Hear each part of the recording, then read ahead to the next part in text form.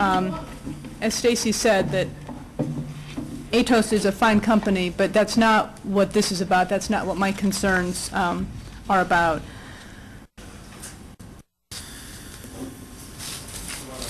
Oh, it's not the middle one. Thanks. Okay.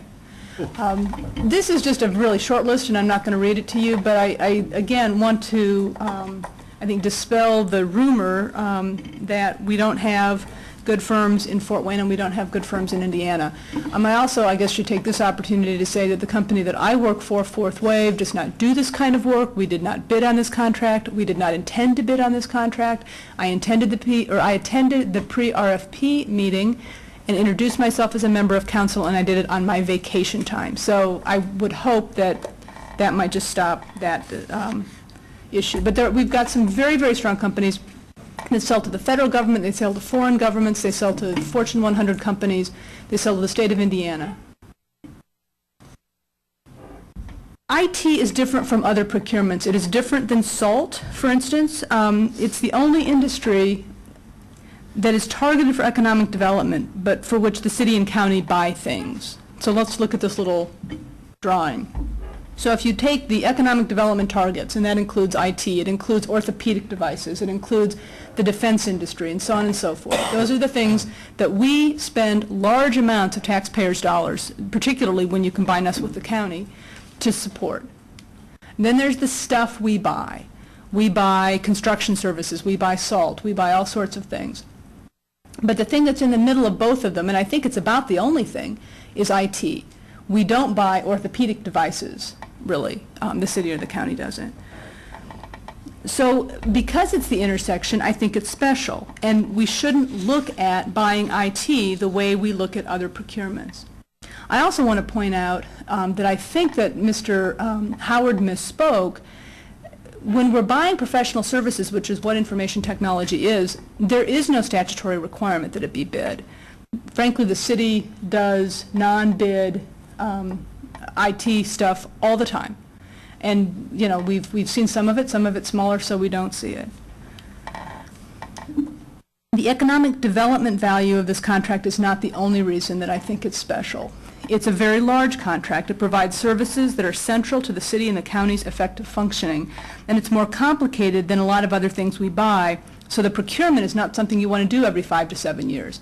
It's been well over 20 years since ACS came into the picture, and I would imagine that no one would wait another 20 to 25 years to rebid it. But my point is, once you are with a contractor, you're committed to that contractor because you just don't want to have to redo it. I don't believe, I'll just be honest, I don't believe that the city and the county will enforce the prohibition against offshoring jobs. I don't think that they're going to know about it. I think it would take a very high level of due diligence for the city or the county to know that it is happening in the first place. And enforcement against an embedded contractor is very difficult and very unpleasant.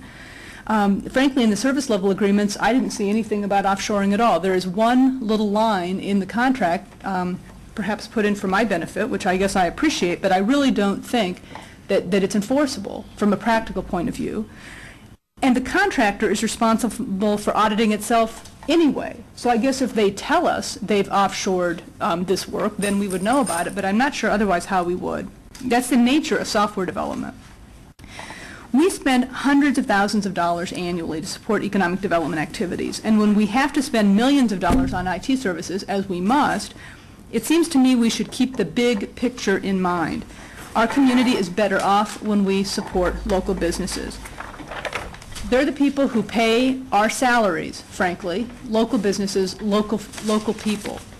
Local ownership also means local control and local responsibility. If there's a problem with the contract or with the performance, you don't have to track somebody down in Houston. You just drive down the street to their office and you refuse to leave until it's fixed.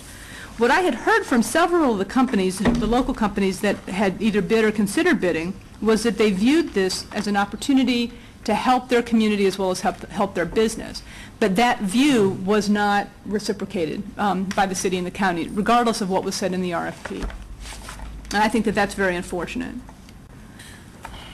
So what I think we need to do is up on the board here. And I want to make a point. This was not a level playing field.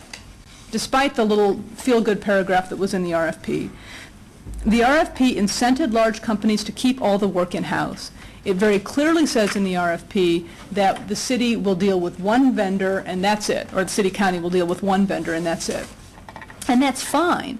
I mean, that is responsible procurement. On the other hand, what other organizations, like for instance the state of Indiana does to encourage businesses to do business with businesses that are located in Indiana, is they give points, they have a way of countering that incentive to keep all the work in-house. And I frankly believe that local companies should have a better than level playing field.